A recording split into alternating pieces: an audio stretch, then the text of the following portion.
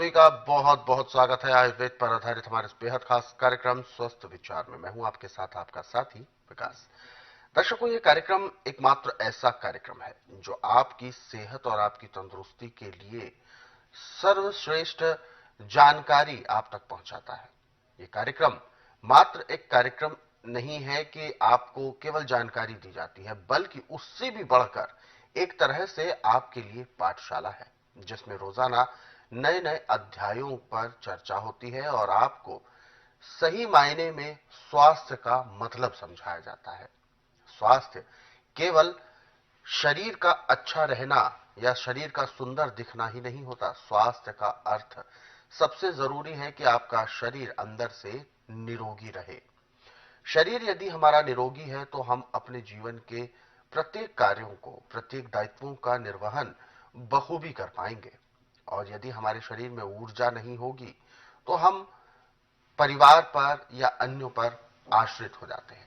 तो ऐसे में शरीर का साथ देना बहुत जरूरी है। और वो कैसे देगा, यानी आप कैसे निरोगी रह सकते हैं, निरोगी रहने का मूल मंत्र इस कार्यक्रम के माध्यम से आपको समझाते हैं। और इन सभी विषयों में हमारा मार्गदर्शन करते हैं जाने माने आयुर्वेद के ज्ञाता गायत्री सिद्ध पंडित श्री लक्ष्मण दास रतन भारद्वाज जी। आइए सबसे पहले गुरु जी का स्वागत करते हैं, कार्यक्रम की शुरुआत करते हैं। गुरु जी नमस्कार। नमस्कार। दर्शकों, ये कार्यक्रम आपके लिए है और हम चाहते हैं कि आप इस कार्यक्रम का हिस्सा बने। यदि आपके साथ किसी भी तरह का रोग है, कोई शारीरिक कष्ट है, तो आप इस कार्यक्रम से सीधे जुड़ सकते हैं। फोन उठाएं, हमें कॉल करें, या आप हमें व्हाट्सएप के जरिए अपना संदेश भी भेज सकते हैं। व्हाट्सएप मैसेज में आपको अपना नाम लिखना है, उम्र, कहां से बात कर रहे हैं वो स्थान और पूरा सवाल। और साथ ही साथ आपको याद दिलाते हैं कि जब भी आप इस कार्यक्रम को देखने बैठे तो कॉपी और पेन जरूर लेकर बैठा करें। जो भी नुस्खे उपचार आपको बताए जाएं उनको आप लिख जरूर लिया करें। तो आगे बढ़ते हैं और शुरू करते हैं आज के एक मुख्य विषय पर चर्चा।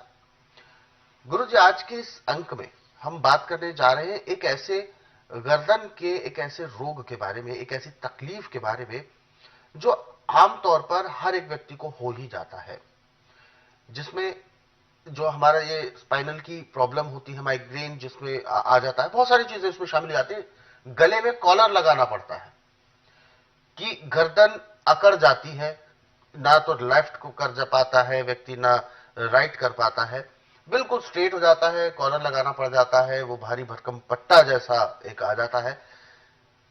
ऐसी स्थिति क्यों होती है? क्योंकि ऐसा कुछ जोर नहीं लगाया, कोई झटका नहीं लगा, केवल रात्रि में सोना है, दिन में काम करना है, भोजन करना है, इसी में ये दिक्कत क्यों आ जाती है? देखिए, इस रोग के दो मुख्य कारण। अच्छा। एक तो तकिया ऊंचा रखना, इससे भी रोग होता है। अच्छा। और दूसरा, जो भी आगे दिखाई पड़ा वो खा लिया, यानी जीभ के स्वाद के पीछे भागना। हाँ। और इसका इलाज आज पूरे संसार के अंदर मेडिकल साइंस में, आयुर्वेद में, यूनानी में, होम्योपैथी में बिल्कुल नहीं है, सिर्फ पैसा ठगना है। जो कॉलर लगाया जाता है इससे आराम नहीं मिलता, बल्कि रोग बढ़ता है। अच्छा। अब मेरे लिए तो रोग ऐसे है जैसे पानी में से मछली पकड़ना। जिस दिन रोगी आता है उसी दिन रोगी को 20 से 25% आराम मिल जाता है, और 15 दिन में कॉलर निकल जाता है, बल्कि तो उसी दिन निकल जाता है। अच्छा। परंतु लापरवाही न करे तो 15 दिन में तो फिर निकल जाता है। इसमें दवाइयाँ खाने की भी हैं, मालिश करने के तेल हैं, और एक्यूप्रेशर के पॉइंट है। जैसे दवाई खिला के एक्यूप्रेशर किया जाता है तो गर्दन उसी टाइम दाएं बाएं ऊपर नीचे घूमना शुरू हो जाती है, और कॉलर फिर उसको जो है एक इसको फंदा महसूस होता है, वो ऐसे रिलैक्स हो जाता है। हमारे शरीर के अंदर लेबोरेटरी है, या में हम इस लेबोरेटरी का उचित प्रयोग करें तो हमें कोई रोग होगा नहीं।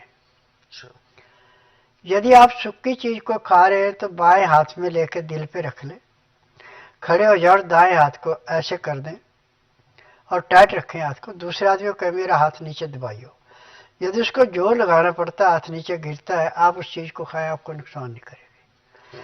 परंतु जैसे उसने थोड़ा सा जोर लगाया, आपका हाथ गिर गया, वो नुकसान करेगी। अच्छा। उस चीज को त्याग दो। हम्म। और पानी हमेशा हल्का गर्म पिए, नींबू का रस मिला के पिए, तो कभी भी आपको गर्दन में किसी किस्म की तकलीफ, गर्दन क्या पूरे शरीर में होगी ही नहीं।